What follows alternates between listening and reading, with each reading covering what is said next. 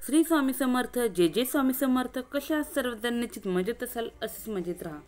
पहा, लवंगांचा वापर करून घरातील नकारात्मकता दूर करण्यासाठी आपण कसा उपयोग करू शकतो आणि घरातील नकारात्मक शक्ती कशी दूर करू शकतो हे आज आपण पाहणार आहोत. लवंगांचे फायदे प्रत्येकजण श्रीमंत होण्याकरता किंवा आपली गरिबी हटवण्याकरता करत असतो, पण पूर्णपणे जीव ओतून मेहनत करून सुद्धा यश येत नाही. पदरी अपयशच पडते. याचा अर्थ असा की तुम्ही कमी पडता. कधी कधी तुमची ग्रह दिशा सुद्धा चांगली नसते. तुमची स्वप्न पूर्ण करण्यासाठी किंवा तुमची ग्रह दिशा सुधारण्यासाठी काही उपाय आहेत. ते तुम्ही केले तर नक्कीच तुमच्या जीवनामध्ये बदल घडून येतील. लवंग हा सामान्य उपाय किंवा आजारपणात औषध म्हणून नाही, तर पूजेमध्ये पण लवंगाला ऊर्जाचा वाहक मानला जातो.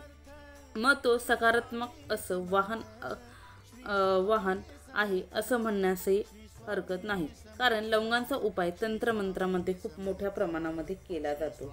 लवंग नजरबाधा, वाईट पीडा, वाईट शक्ती दूर ठेवण्यासाठी लवंगांचा वापर अतिशय महत्त्वाचा आहे.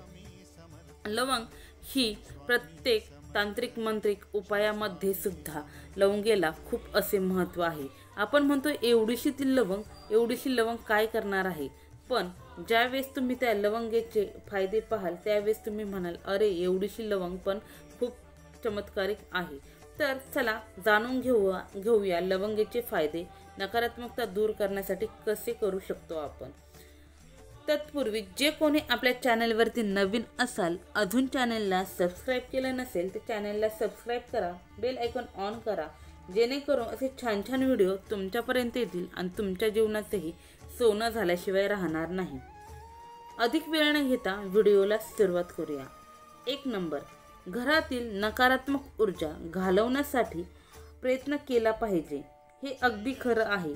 नकारात्मक ऊर्जा घरात आलीच नाही पाहिजे, यासाठी लवंगांचा उपयोग तुम्ही निश्चित करून पहा.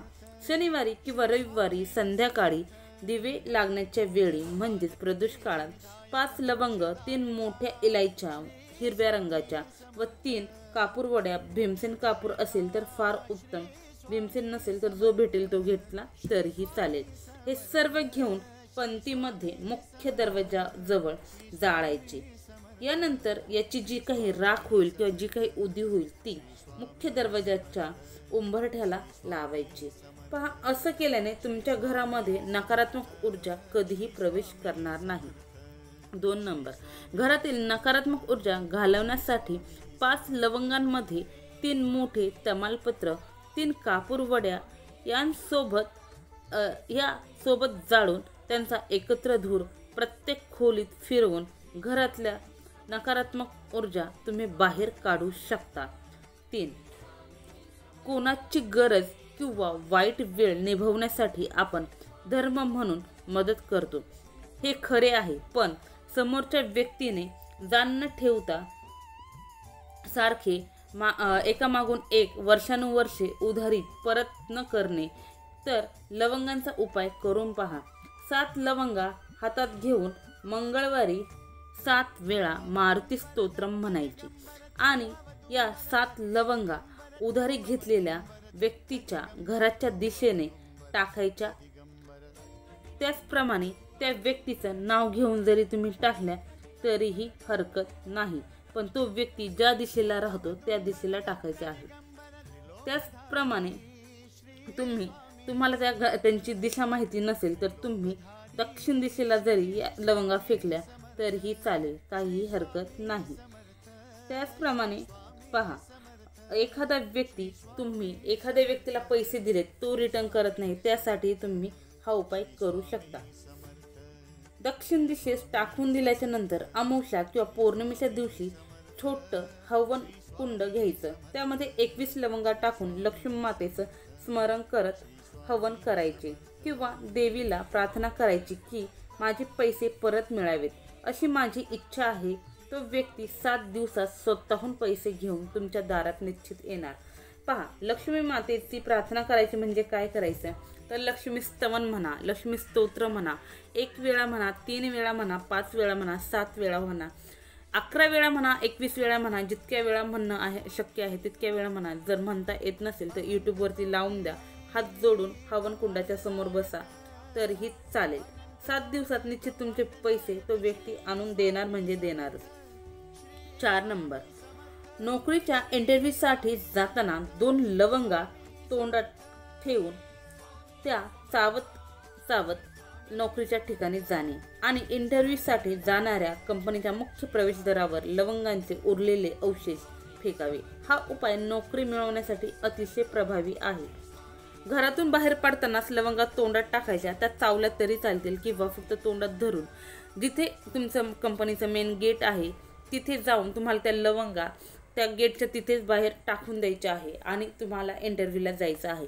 पहा, मोस्ट रेकमेंडेड व्हिडिओ होता. 3-4 दिवस झाले कंटिन्यू कमेंट्स येत होत्या की ताई नोकरीच मिळवण्यासाठी काहीतरी उपाय सांग. त्यासाठी हा उपाय आहे, निश्चित करून पहा, याची फळ निश्चित तुम्हाला भेटेल.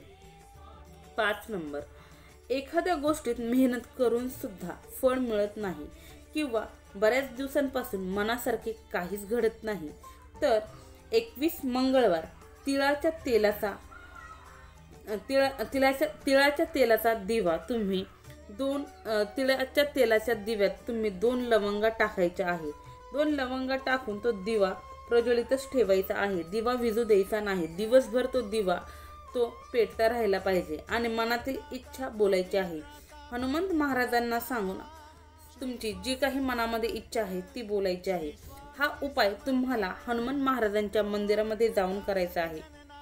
तिथे जाऊन तुम्हाला तिळीच्या तेलाचा दिवा लावायचा, त्यामध्ये 2 लवंगा टाकायच्या आहे आणि हनुमान चालीसा तेथे 1 वेळा, 11 वेळा किंवा तुम्हाला होता होईल तितक्या वेळा म्हणलं तरी चालेल किंवा मारुती स्तोत्र जरी म्हटलं तरीही चालेल. 6 नंबर, राहू केतूची कुंडलीमध्ये जर दिशा चांगली नसेल किंवा राहू केतू जर तुमच्या कुंडलीमधील बिघडलेले असतील तर अशा परिस्थितीत कुठलेच आर्थिक व्यवहार किंवा स्वतःचा व्यवसाय कधीही नीट चालत नाही. सतत काही ना काही नुकसान होते. अशा परिस्थितीमध्ये राहू केतूंची दिशा पुन्हा नीट होण्यासाठी शनिवारी कोणाला तरी लवंगा दान कराव्यात.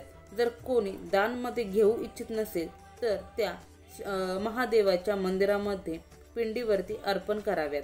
हा उपाय 40 दिवस सलग न चुकता करावा. राहू केतूचा प्रभाव नष्ट होऊन घरात आनंदी आनंद नांदेल. तुम्ही जी काही तुमची कामे आहेत ती निश्चित तुमची सर्व कामे व्यवस्थित अशी पार पडतील आणि सर्व काही तुमचं छान सुरळीत होण्यास सुरुवात होईल.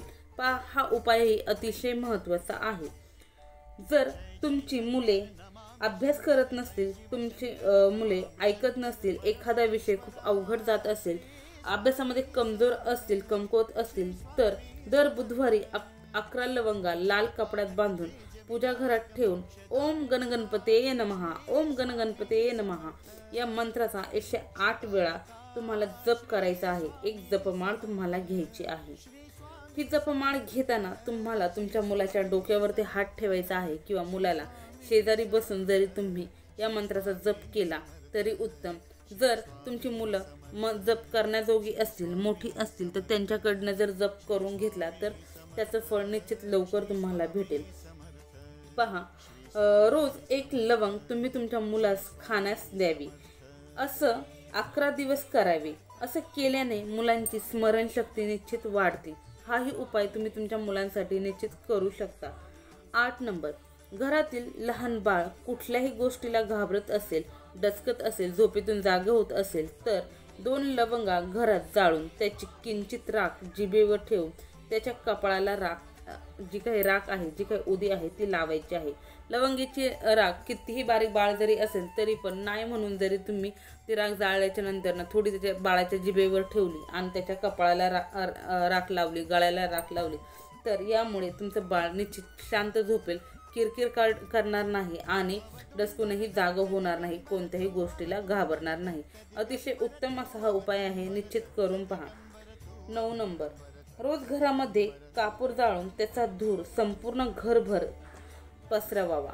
यामुळे घरातील कलह दूर होतो, निगेटिव्हिटी दूर होते. त्याचबरोबर कुटुंबातील सदस्यांमध्येही प्रेम, जिव्हाळा, आपुलकी नांदते आजारपण घराचा रस्ता विसरते.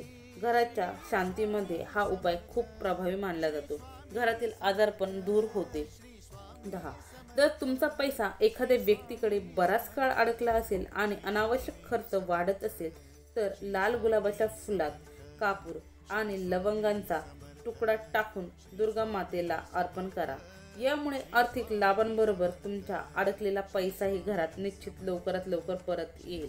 हा उपायही अतिशय महत्त्वाचा आहे. तुमचे पैसे लवकर मिळण्यासाठी दुर्गा मातेला तुम्ही ही म्हणजे फुलामध्ये लवंगाचा तुकडा किंवा तुकडा म्हणण्याऐवजी तुम्ही 5 लवंगा किंवा 7 लवंगा जर त्या फुलामध्ये गुलाबाच्या फुलामध्ये टाकून हे जर दुर्गा मातेला अर्पण केलं तर ही अतिशय उत्तम.